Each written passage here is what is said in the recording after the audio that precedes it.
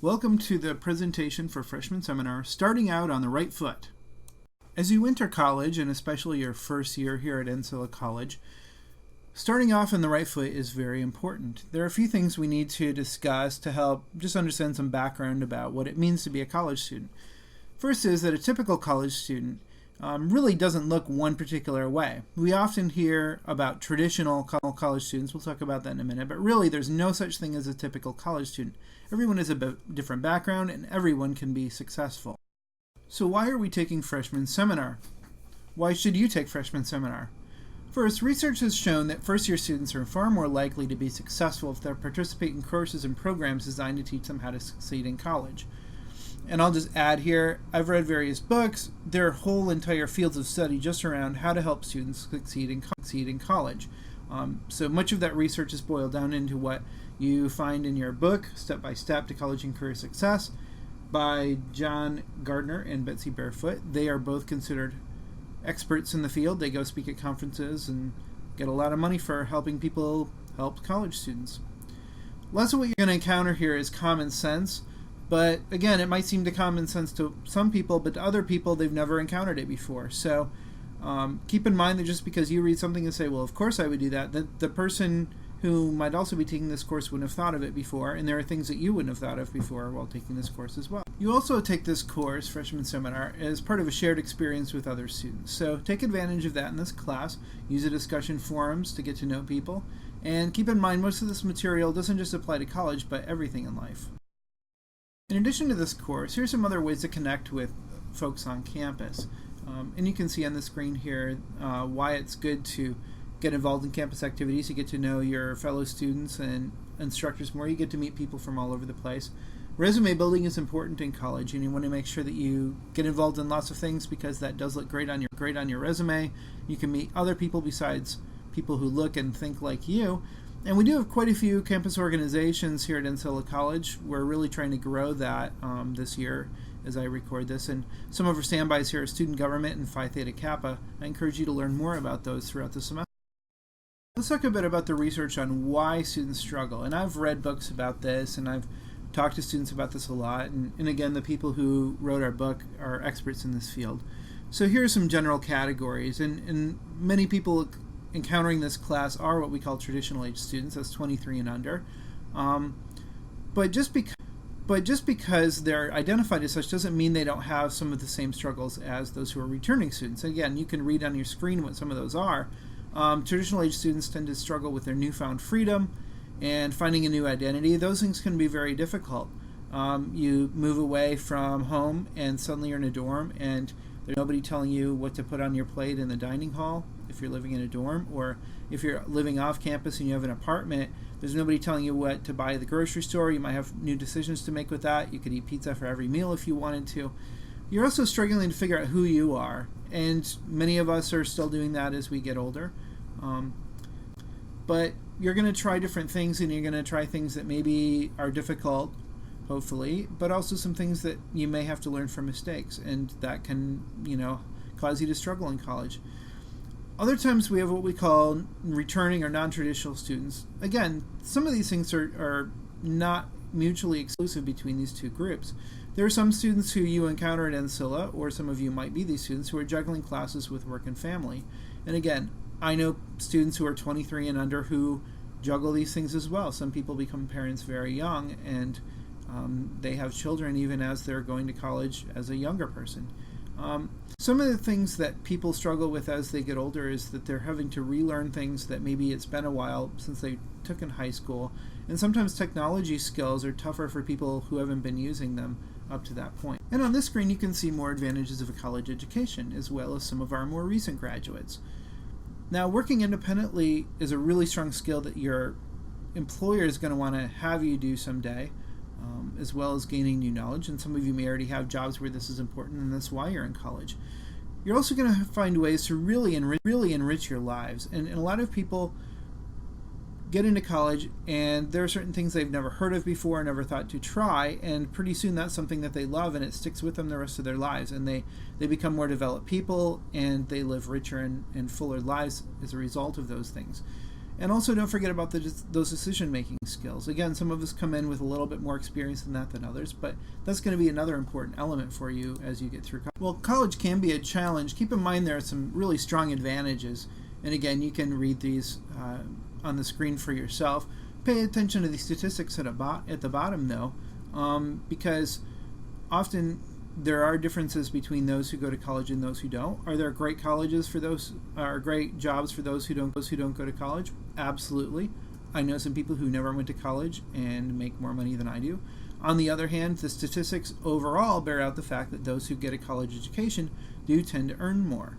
And also keep in mind that the job quality that you have, the ability to really enjoy your job, and maybe not have so many jobs and job hop, again, that comes a bit more with college education. And on this screen, you can see more advantages of a college education, as well as some of our more recent graduates.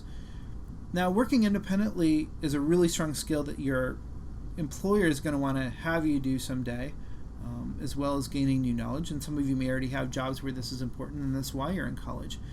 You're also going to find ways to really enrich your lives. And a lot of people get into college and there are certain things they've never heard of before, never thought to try, and pretty soon that's something that they love and it sticks with them the rest of their lives, and they become more developed people and they live richer and fuller lives as a result of those things. And also don't forget about those decision-making skills. Again, some of us come in with a little bit more experience than that than others, but that's going to be another important element for you as you get through college.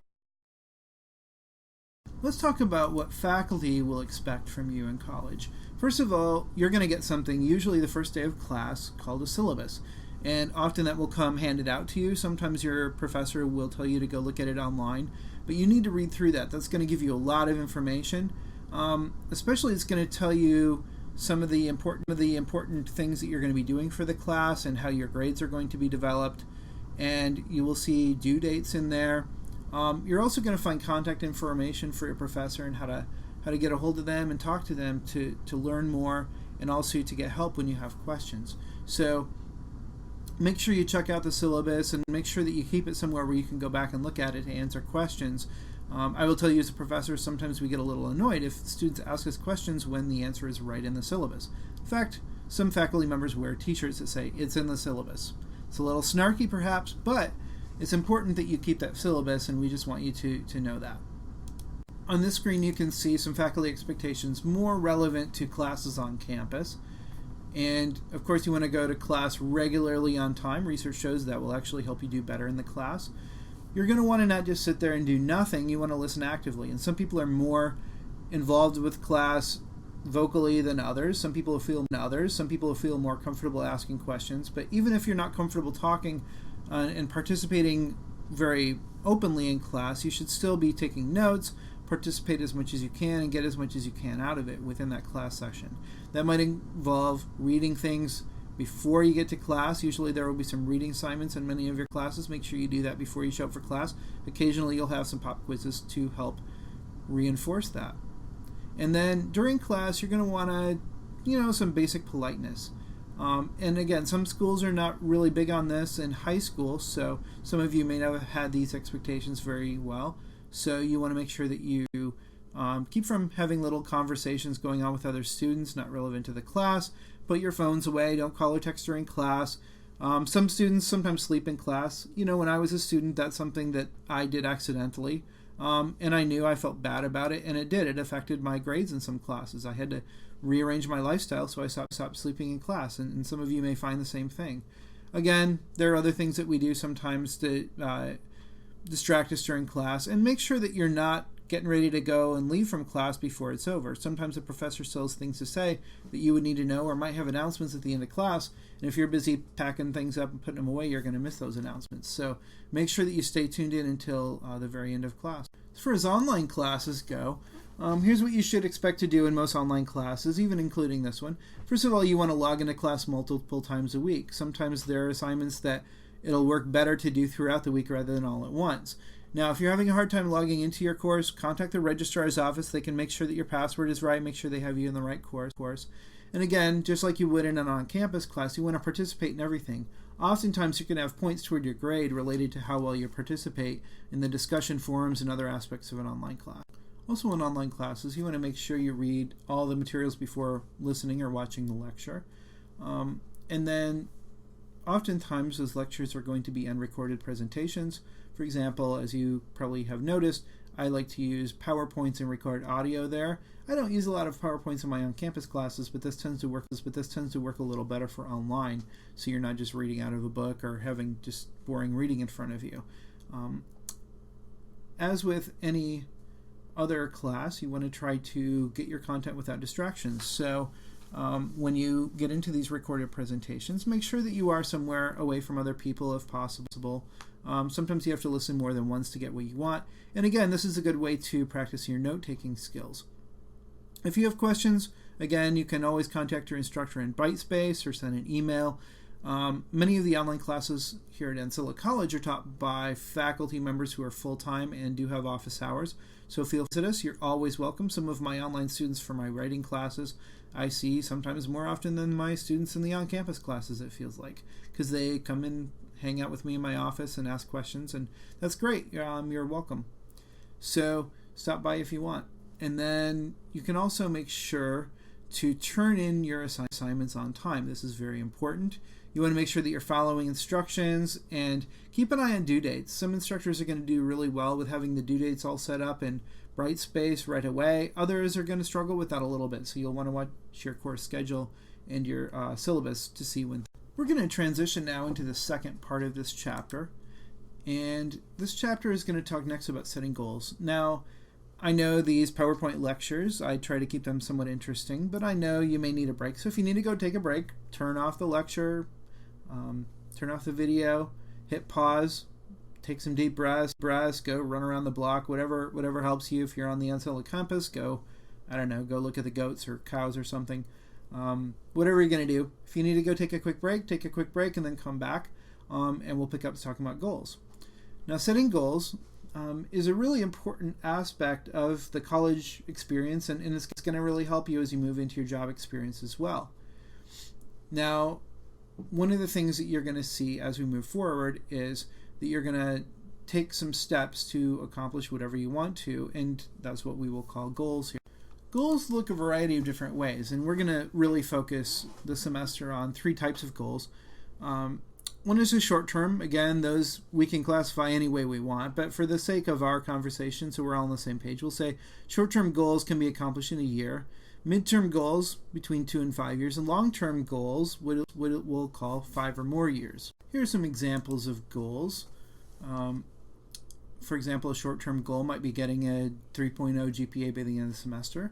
Mid-term goal might be graduating with your associates in behavioral science in 3 years with at least a 3.0 GPA. And then a long-term goal might be getting your bachelor's degree and working as a social worker in California. Early in this chapter, on page 2 in the most recent edition, you'll see an example from a fellow named Sean Mosley. And that's an example of what you can do thinking about goals in terms of college. And you really got to ask yourself, what's important to you? What are you most interested in? What are you really good at? What are your strengths? And again, Sean's story will help us with that. You can see a picture down in the corner of this slide. This student a few years ago had a goal of hitting me with a whipped cream pie in the face. We were raising money for United Way. So again, in that case, what was important to him was hitting me in the face with that. Now, I forget which team he was on. This was a few years ago, but clearly he was not only very interested in hitting me in the face, but he was also very good at throwing things. I think he was a baseball player, perhaps, or perhaps a golfer. Either way, he definitely accomplished his goals. To help you start setting some really good goals, we're going to look at the SMART system. And again, that's an acronym, S-M-A-R-T. So we're going to start off. First of all, you want to make sure your goals are specific. And you can see an example there about getting a B in a certain class at the end of the semester. That's a very specific goal as opposed to just, well, I want to do really well in my classes. No, I'm going to say I want a B in this history class at the end of the semester. That's specific. Number 2, measurable. Again, this is where you're going to use specific numbers and ways that you can measure your goals. So you can measure, for example, if you spend 6 hours a week on your studies. And really, you should be spending 6 hours on most 3-credit classes just for each class. This class, probably not as much as that. This is only 1 credit hour class, but again, you can measure how long you spent. Again, taking notes daily, you can measure whether you're taking notes that day or not. Reviewing things, again, every week, that's a measurable goal because you can say, did I do it this week? Yes or no. That's how you measure it. And then, again, looking at goals, you can do them time-wise, you can specific measurements within those times, and that will really help you as you move forward. Moving on to the A, we can see that A is for attainable, making sure you can achieve your goal. Again, you want to be realistic, and you do want to dream big. Different people take different approaches with this, but I do recommend doing something that is attainable. So, for example, for me, when I was 18, as much as I loved baseball, becoming a professional baseball player was not an attainable goal. So I stuck with things that were more attainable for me, and I actually changed the major because my original major that I wanted to was not something that I viewed as being attainable and relevant to what I found out I was interested in. Again, that's where relevant comes in. Are you setting a goal that relates to your long-term goals? And then finally, a time period. You want to figure out in which time period you want to accomplish this goal. While I like to stay positive, one of the things that we're going to look at throughout this class are some common mistakes, because we can often learn from what many other students do that make mistakes so that we can avoid them ourselves, and it's very important to do that. So one thing that you'll see once in a while is, well, I'm going to quit because I really don't know what I should major in. And we're all going to feel that way. I felt that way a number of times throughout my college career. Keep in mind that college is not just about what you major in, and there's a lot of research out there. A lot of people end up in jobs that don't directly relate to their major, but you're going to learn certain skills in certain majors that will help you eventually get jobs you really like. So find what classes you enjoy. Maybe eventually that will become your major. And again, the things that you pick up from that major will relate to a job that you end up really liking. One way to help you know what you might be interested in, especially as you get further in your academic and eventually professional career, is to talk to instructors and your professors and see what they might recommend for you to check out. You can do internships, and those can happen in the summer. Often that's when they happen, but they can sometimes happen throughout the semester as well. And often getting that really practical experience will help you figure out what you like and what you don't like. So again, if you decide that you're not liking what you want, you do have some options, and again, you can talk to your professors on how to explore. Keep in mind that, again, college degrees in and of themselves are important, and sometimes the major isn't as important as we initially feel pressure like it should be. So there are good things about being a specific major, and you do want to take it seriously, but again, the college degree is the most important thing. And a lot of us, myself included, have changed majors and eventually found what we really loved and found jobs we really liked. So here's a fun fact, and again, this relates to what's going on in the world today, and as we go through the semester, I may add some extra reading materials that I found that you might find interested as well.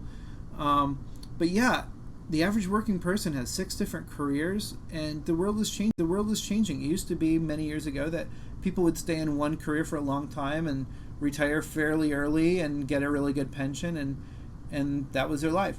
That's changed a lot, and part of that is because a lot of employers are not giving as good salaries now or as good benefits in retirement, and people do tend to kind of hop around from job to job to find what is going to serve their needs best. So you can see here the numbers and you can see the research. If you want to dig into this more, feel free to research it yourself. There are a lot of information pieces out there, and again, this will help you make better decisions for you. Here's some key points to review then.